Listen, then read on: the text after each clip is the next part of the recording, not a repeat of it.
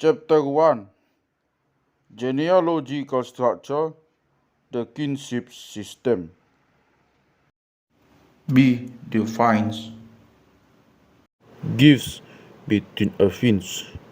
The gifts and encounters that pass between affines on numerous occasions have a particular character.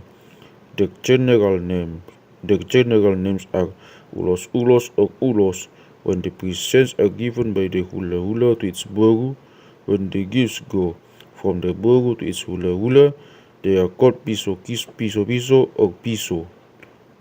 But in addition to these general terms, the gifts can have specific names according to the particular occasion on which they are given. Only the general character of both kinds of gifts will be outlined here. They will be dealt in greater detail in chapter 5.